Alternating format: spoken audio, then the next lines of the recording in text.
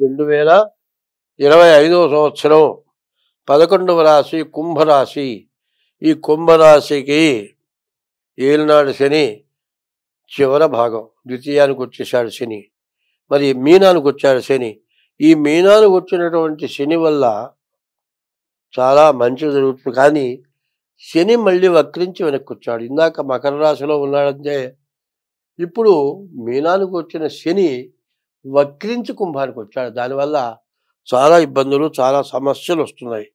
కాబట్టి శని అయిపోయిందని మకర రాశి వాళ్ళు కానీ కుంభరాశి వాళ్ళు కానీ అనుకోవద్దు.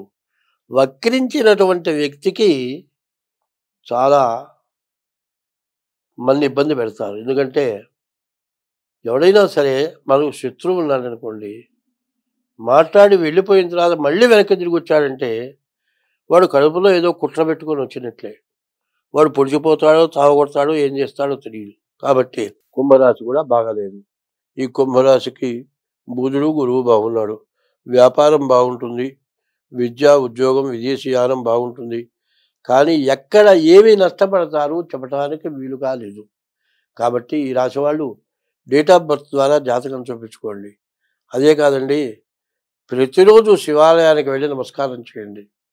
పైన ముఖ్యంగా చెప్పాల్సింది ఏమిటంటే, చాలామంది ఉద్యోగ రీత్యా కానీ కష్టం చేసి కానీ దూరం పోయి పనిచేసి కానీ కూలి పనులు చేసుకునేవాళ్ళు పగలల్లా కష్టపడి రాత్రికి అన్నం తిని ఒళ్ళంతా నొప్పుల వల్ల అంత తాగి పడుకొని తెల్లవారు 9-10 గంటల దాకా లేవలేకపోతున్నారు.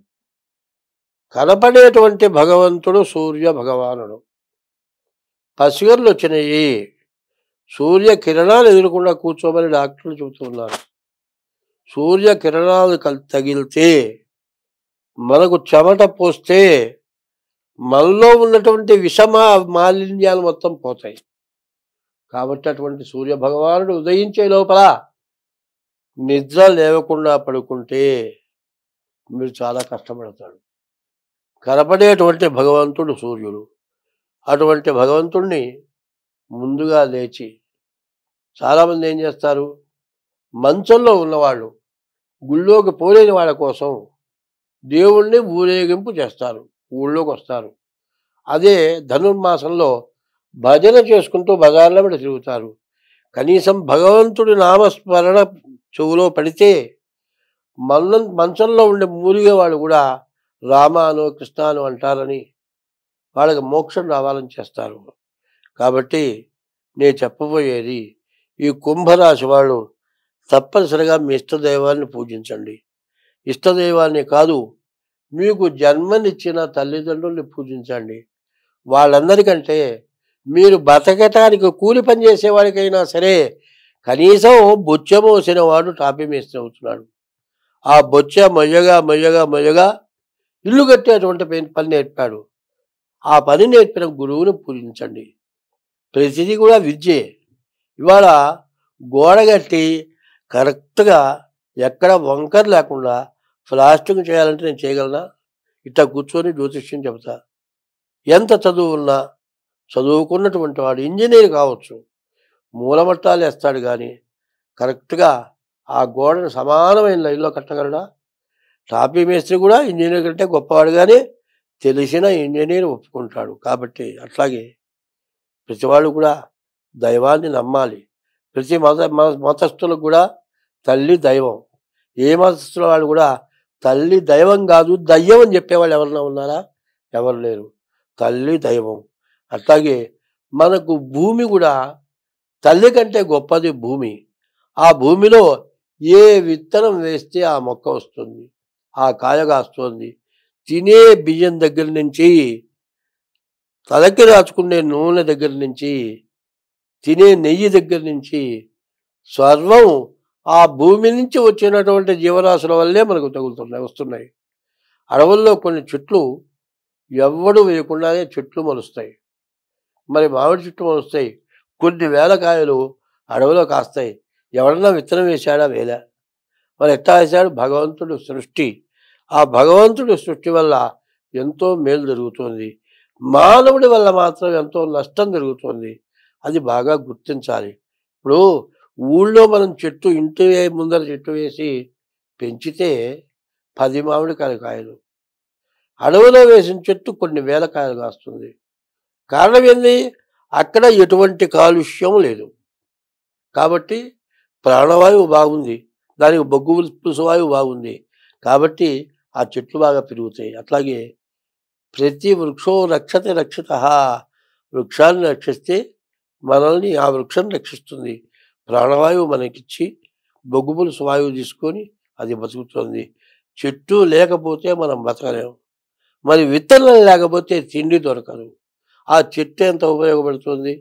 మరి ఇట్లా జరుగుతున్నది. ఎవరైనా అవినాభావ సంబంధం తెలుసుకుంటే అందరితో మనం అందరం మంచిగా ఉంటాం.